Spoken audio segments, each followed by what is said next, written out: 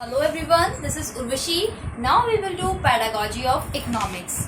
Today we will continue our last topic which is law of diminishing return. Law of diminishing return में हमने कल इसका meaning पढ़ा था. उसके बाद हम लोगों ने इसके अजम्पशंस करी थी कि हमारा जो फिक्स्ड हमारे जो फैक्टर्स रहते होते हैं प्रोडक्शन के वो कुछ फैक्टर्स जो है वो फिक्स्ड रहते हैं, लेकिन सिर्फ एक हमारा जो फैक्टर है वो अलोन अकेला इंक्रीजिंग रेट पे इंक्रीज करता है, बट एट मैक्सिमम पॉइंट में जाके वो धीरे धीरे डिक्लाइन करने लगता है. ठीक है, तो उसका क्या इसका हमारा लॉ ऑफ डिमिनिशिंग रिटर्न का मीनिंग था कि एक फैक्टर हमारा सारे फैक्टर फिक्स्ड रहते हैं बट एक अलोन जो फैक्टर था वो इंक्रीज करता है इंक्रीजिंग रेट पे, उसके बाद वो एक मैक्सिमम पॉइंट पे जाके वो धीरे धीरे डिक्लाइन होने लगता है. ठीक है, उसके बाद हमने बात करी थी उसके अजम्पशंस की. अजम्पशंस में हमारा वही था, सेम फैक्टर्स जो थे हमारे फिक्स्ड रहते हैं, जो प्रोडक्शन फैक्टर ऑफ प्रोडक्शन जो होते हैं हमारे होमोजीनियस होते हैं, आइडेंटिकल होते हैं. मेथड जो होता है वो सेम रहता है हर एक प्रोडक्शन के लिए. शॉर्ट पीरियड के लिए जो टाइम के लिए टेक्नोलॉजी कोई न्यू यूज नहीं की जाती है. ठीक है, कैपिटल मशीनरी हमारी फिक्स्ड फैक्टर्स रहते हैं और लेबर जो होते हैं हमारे वो क्या होते हैं, वेरिएबल. उसके बाद हम लोगों ने करा था टाइप्स ऑफ प्रोडक्ट. उसमें हमने करा था टाइप्स ऑफ प्रोडक्ट में हमने 3 प्रोडक्ट्स के बारे में पढ़ा था, total product, average product and marginal product. आज हम करेंगे लॉ ऑफ डिमिनिशिंग रिटर्न में ही व्हाई इंक्रीजिंग रेट, क्यों इंक्रीजिंग रेट पे ही वो इंक्रीज क्यों होता है, क्यों इंक्रीजिंग रेट जो है वो जरूरी रहता है. ठीक है, तो इसमें आ जाता है हमारा factors of production are combined to produce commodity. अगर आप कि जैसे आपने कोई वर्क, फॉर एग्जांपल आप लोगों को बताती हूँ मैं थ्रू एग्जांपल, आपको इसका मतलब जो मीनिंग है वो आपको अच्छे से समझ आएगा. मान लीजिए आपका एक प्लॉट है, एक बहुत ही बड़ा प्लॉट है आपका. ठीक है, बट उसमें एक सिंगल वर्कर है. उस सिंगल वर्कर को उसमें मान लीजिए कोई गेहूं लगाने हैं, ठीक है, वीट लगानी है, तो उसको अकेला पर्सन, एक सिंगल वर्कर हमारा कैसे वो इतना बड़ा, आप मान लीजिए होगा जैसे आप 5 एकर्स का होगा, ये कितना बहुत ही बड़ा आपका एक ग्राउंड है, आपका एक प्लॉट है, उसमें सिर्फ एक पर्सन ने वीट लगानी है. ठीक है, तो अकेला कैसे उसको कह सकते हैं कि जोतते हैं, उसके बाद बीज लगाएंगे, क्या करेंगे सब, उसके बाद धीरे धीरे करके सारा गेहूं को निकालना है, जब वो उगे उसको पानी देना, सब चीजें एक ही पर्सन के लिए बहुत ही ज्यादा मुश्किल हो जाती है. ठीक है, तो अगर उसमें हम ज्यादा एडिशनल जो हमारे वर्कर्स थे उसको ज्यादा अगर ऐड कर दे, एक्स्ट्रा लेबर से वर्कर ऐड कर देते हैं हम, तो वो हमारा जो वर्क है जो एक पर्सन ने हमारे सिंगल पर्सन अगर उस काम को करता तो उसको मान लीजिए 15 to 20 डेज लग जाते, बट अगर उसमें एडिशनल वर्कर को ऐड करके हम वर्क करते हैं तो क्या पता वो हमारा 5 to 6 डेज में ही वर्क हमारा सारा कंप्लीट हो जाए. ठीक है, तो इससे हमारा जो एवरेज एंड मार्जिनल प्रोडक्ट है वो बढ़ता है, एक इंक्रीजिंग रेट पे बढ़ता है.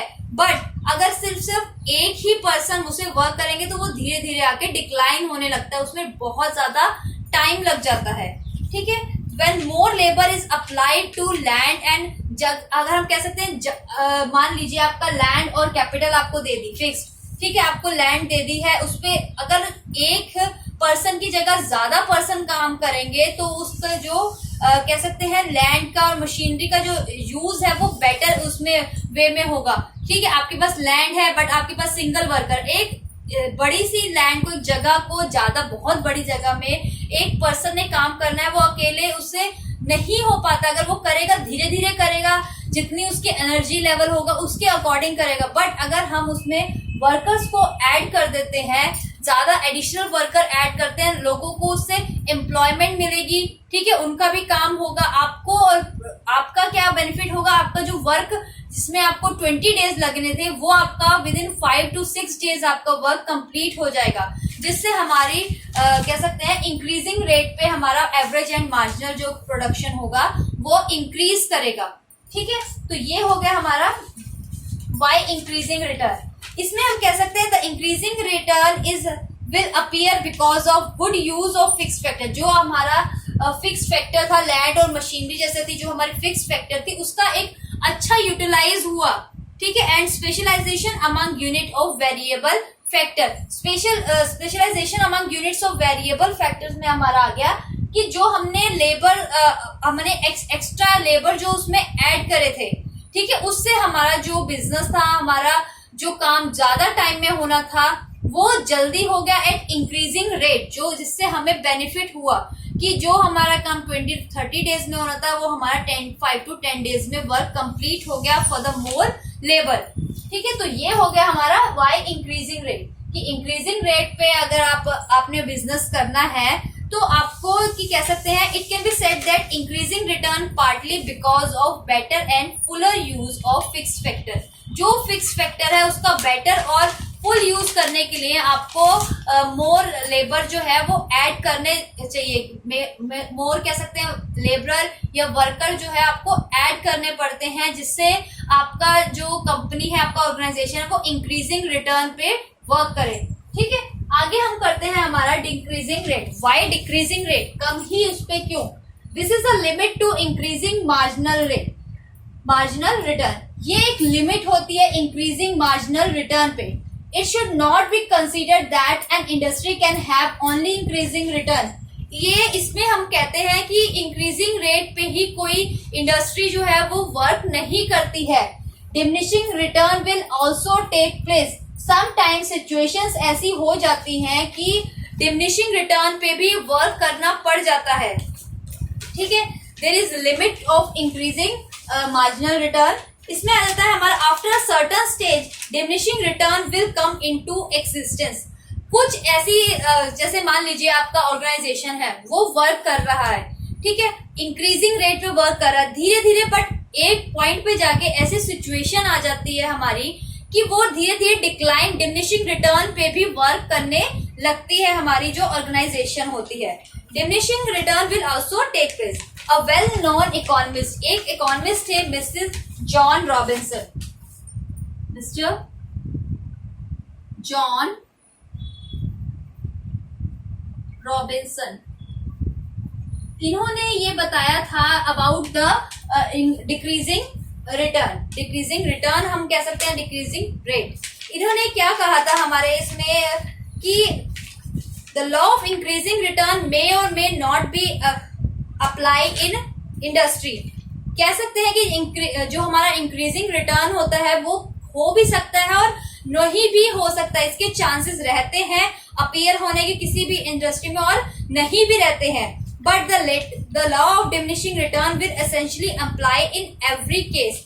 जो हमारा लॉ ऑफ डिक्रीजिंग या डिमिनिशिंग रिटर्न जो होता है हमारा, वो एक लेवल पे आके हमें एग्जिस्ट करता है। हमारी ऑर्गेनाइजेशन या इंडस्ट्री जो वर्क कर रही है जरूरी नहीं है हमेशा ही इंक्रीजिंग रिटर्न पे ही करे। हमें कई बार या कुछ सिचुएशन ऐसी हो जाती है वो डिमिनिशिंग रिटर्न पे भी अपना वर्क करती है। ठीक है, जरूरी नहीं कि ज्यादा एडिशनल जल्दी काम करवाने के चक्कर में वो ज्यादा लेबर को ऐड कर ले, इसमें ऐसा नहीं होता है। There are 3 basic causes. इसके 3 बेसिक से कॉज रहते हैं हमारे, विच आर फिक्स फैक्टर में बिकम टू स्मॉल। जो फिक्स फैक्टर जो होते हैं वो बहुत छोटे होते हैं when more units of variable are added. जो हमारे फिक्स फैक्टर्स हैं, मान लीजिए हमारी कैपिटल है, हमारी लैंड है, फिक्स रहती है हमारी लैंड, ठीक है, वो लेकिन छोटी है, ठीक है, बहुत ही ज्यादा बड़ी हमारी नहीं है। जो हमारी लैंड है वो छोटी है, तो उसके लिए हमें ज्यादा एडिशनल वर्कर्स को उसमें वर्क करने के लिए जरूरत नहीं है। अगर उसमें 2 वर्कर्स भी वर्क करते हैं तो टाइम जरूर लगेगा, बट जो हमने मोर एडिशनल जो उनको कह सकते हैं एम्प्लॉयमेंट दी है, बहुत सारे हमने, मान लीजिए हमारी एक छोटी सी लैंड है उस पे हमने कुछ उगाना है, कोई राइस लगवानी है, अगर उसी में हम 10 to 15% उनमें वर्कर्स ऐड कर देंगे, ठीक है, तो उनको पे भी तो देनी पड़ेगी, बट लैंड जो है उसका प्रॉफिट, उसमें इतना राइस उगेगी ही नहीं जितना प्रॉफिट हो, कि ज्यादा प्रॉफिट नहीं होगा, सिर्फ थोड़ा सा ही होएगा। ठीक है, तो उसमें जो हमारे पर्सन वर्कर्स थे उनको भी तो सैलरी देनी पड़ेगी, उनको कि उन्होंने कितना वर्क किया है, उतना वो नहीं, जो हमारी लैंड थी उतना उसमें कह सकते हैं कि राइस नहीं उग सकते कि हम इतने सारे जो हमने पर्सन वर्कर्स थे उनको सैलरी भी पे कर सके, इतना प्रॉफिट हमें नहीं हो पाता। तो कई बार हमें क्या रहता है, हमें डिमिनिशिंग रिटर्न पर भी वर्क करना पड़ता है। ठीक है। नेक्स्ट है हमारा बियॉन्ड द बेस्ट और optimum combination of two factor efficiency will कह सकते हैं डिमिनिश। कई बार क्या होता है हमारा कि हमें बेस्ट टू फैक्टर्स को की कह सकते हैं हमने बेस्ट जल्दी काम करना है, बट जो एफिशिएंसी लेवल होती है वो डिमिनिश हमारी हो जाती है। And third one is one factor is fixed it can not be increase. जो हमारा वन फैक्टर है वो फिक्स्ड रहता है हमेशा, ठीक है। It can not be increase, it is not easy to overcome this problem. जो हमारा फैक्टर जो है वो फिक्स्ड जो रहेगा वो इंक्रीज कह सकते हैं हमारा it can not be increase. जो हमारा फैक्टर जो है, ठीक है, हमारा फिक्स फैक्टर है, एक फैक्टर है हमारा लैंड, वो हमारा फिक्स्ड है, ठीक है। बट ये जो है कई बार क्या होता है इंक्रीज हमारा it can not be increased, it can not be increase, it is not easy to overcome this problem. इसको ओवरकम करने के लिए, इस प्रॉब्लम को कह सकते हैं सॉल्व करने के लिए बहुत इसको कह सकते हैं कि मान लीजिए जैसे कोई हमारे पास प्रॉब्लम होती है उसके solution, but in that case जो चीज हमारी फिक्स्ड है उसको रिजॉल्व करने के लिए कई बार सिचुएशन इजी नहीं होती कि इजिली उसे हैंडल किया जा सके, ठीक है। तो ये हो गया हमारा law of increasing return and y increasing return, law of diminishing return at y increasing rate at and y decreasing rate। तो इसमें आप लोगों को कोई डाउट कोई क्वेरी हो तो आप लोग मुझे मैसेज कर दीजिएगा, ठीक है। Thank you everyone.